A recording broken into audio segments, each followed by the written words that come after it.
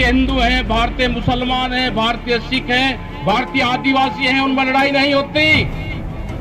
जो नागपुरिया हिंदू हैं उनसे बचने की जरूरत है, उसमें लड़ाई होगी।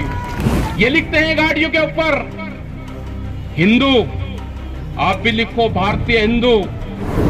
देश में विपक्ष कमजोर है तो देश में तानाशाहों का जन्म होगा। तो आंदोलन करना पड़ेगा, बगैर आंदोलन के काम नहीं चले।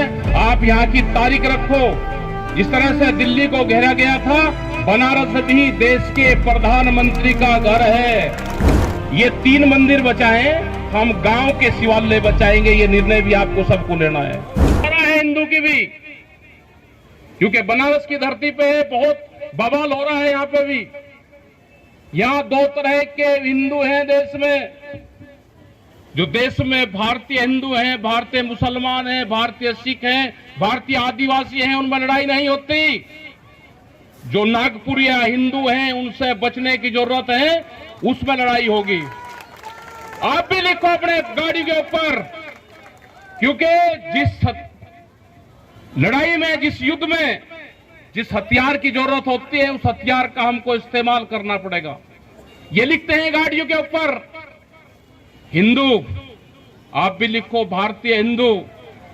डिफाइन करना पड़ेगा कि कौन भारतीय है और कौन नागपुरिया है। उसी हथियार से इनके गैल मुकाबला करना पड़ेगा। डरने की जरूरत नहीं है। इलेक्शन में इनको कोई वोट नहीं देता।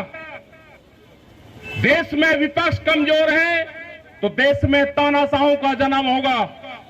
हमारा इलाज भी विपक्ष वालों ने किया, इन्होंने सबने। राहुल गांधी की सदस्यता खत्म होगी, एक आंसू गैस का गोला नहीं चला। ये उन्हें हाथ डाल कर देखा है। ये सारी पार्टियों को तोड़ने का काम करेंगे, उनके घरों को तोड़ने का काम करेंगे। ये किसान संगठनों को तोड़ने का काम कर रहे हैं। ये किसान संगठनों को भी, जो जन आंदोलन के संगठन हैं, उनको भी ये जातियों में बांटने का काम कर रहे हैं, उनको भी धर्म में बांटने का काम कर रहे हैं।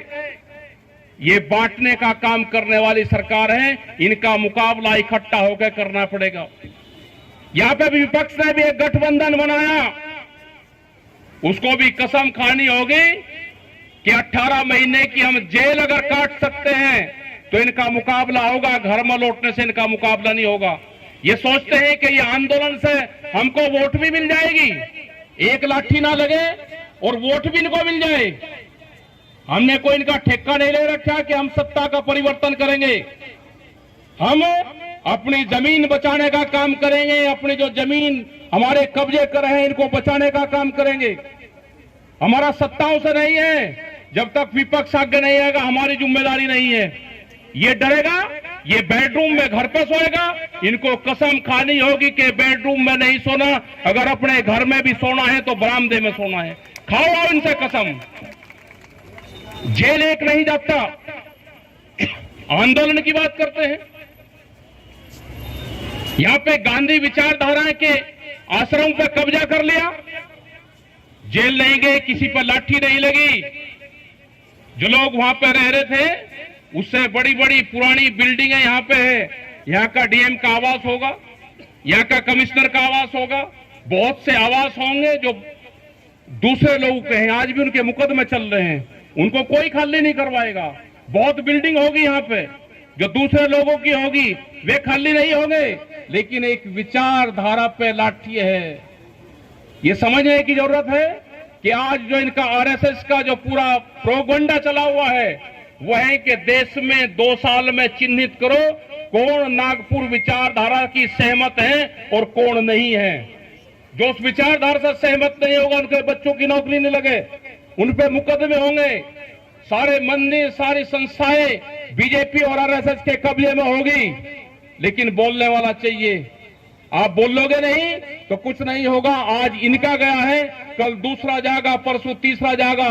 बहुत संस्थाएं यहाँ पे हैं, सब संस्थाएं आरएसएस और बीजेपी के कब्जे में जाएगी, ठेके पे जाएगी, 99 साल के पट्टे पर जाएगी। ये जमीन कहां जा रही है? ये रेलवे में जा रही है। ये किसको दिए जाएंगे?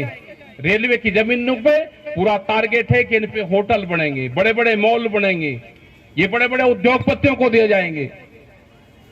यही गाड़ियों की आप बात ले लो, ये ट्रैक्टर की बात ले लो, एनजीटी के नाम पे 10 साल में ट्रैक्टर नहीं चलेगा। एक बड़ा आंदोलन हो रहा है 11 तारीख में ट्रैक्टर मार्च। 10 साल में कौन किसान है कि ट्रैक्टर बदल देगा? कौन किसान है कि अपनी गाड़ी बदल देगा? कौन बच्चा है कि अपनी 15 साल में मोटरसाइकिल बदल देगा? लेकिन एनजीटी के कानून में है कि बड़े व्यापारियों को फायदा देना है, बड़ी कंपनियों को फायदा देना है, तो 10 से 15 साल में इसको तोड़ना पड़ेगा। बड़ी बड़ी क्रैशिंग फैक्ट्रियां लगी इनकी, जिसमें गाड़ी क्रैश होंगी। इन पे कोई जुर्माना नहीं होगा, इनके ऊपर कोई ये सीज नहीं होगी, ये सीधी तोड़े जाएगी और सीधी स्क्रैप में जाएगी। ये तो आंदोलन करना पड़ेगा, बगैर आंदोलन के काम नहीं चले। आप यहां की तारीख रखो, जिस तरह से दिल्ली को घेरा गया था, बनारस भी देश के प्रधानमंत्री का घर है। यहां पे तारीख रखो, मौसम ठंडा और आंदोलन गर्म होगा, उसकी तैयारी रखो, उस पे कब्जा लो। आज भी हम जाएंगे वहां पे, उसके फिजिकल सर्वे करेंगे, कैसे लिया, कहां से लिया, कहां से आंदोलन होंगे, आपको आना पड़ेगा। ट्रैक्टर यात्रा ये नहीं कि ट्रैक्टर का मुंह दिल्ली की तरफ को भी जाता है, एक ट्रैक्टर यात्रा बनारस की तरफ को भी हो सकती है। ये उसका ट्रायल चल रहा है, ये यात्राएं निकलेंगी, क्योंकि बहुत अधिकारी इधर के कह रहे हैं कि जी परमिशन लो। हमारे लोग जब 11 तारीख की यात्राएं निकाल लेंगे कि जी परमिशन लो। कोई भी भारतीय किसान और आंदोलनकारी जो भी लोग हैं, वे कभी भी परमिशन आपको कोई नहीं देने का।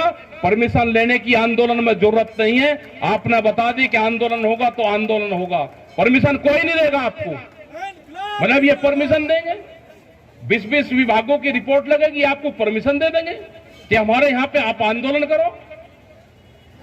यहां पे जमीनें छीनने का काम करा जा रहा है, यहां के लोग चिल्ला रहे, बहुत फाइल बना रखी है, लाठियां चार्ज हुई महिलाएं भी हैं जिनके लाठियां लगी है। यही हाल गोरखपुर में है। शहर बढ़ाने के नाम पे जमीनें छीनने जा रही है, सड़कों के नाम पे जमीनें छीनने जा रही है। मेधा पाटेकर जी के आंदोलन हमने देखे, इन्होंने बहुत आंदोलन वहां पे किए, इनके आंदोलन में हम भी बहुत जगह गए।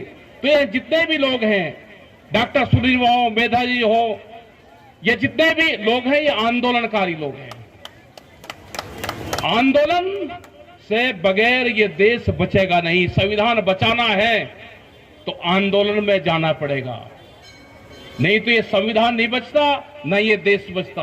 आपने इलेक्शन में देखा होगा, योगेंद्र यादव जी यहां पे है, आपने देखा होगा कि उत्तर प्रदेश में जब इलेक्शन हुए, इनको वोट नहीं दी, लेकिन हमको कहते रहे कि आपने आंदोलन करा, जनता ने वोट तो इनको दी। हमने एक बयान दे दिया कि इनकी जब गिनती शुरू होगी तो बीजेपी के लोगों की गिनती 15,000 से शुरू होगी और जो विपक्ष का होगा उसकी 0 से शुरू होगी, तो हमारे ऊपर मुकदमे लिखे। मुकदमे कहेंगे हमारा पर्चा, हम चुनाव लड़ रहे हो तो पर्चा कैंसिल करो।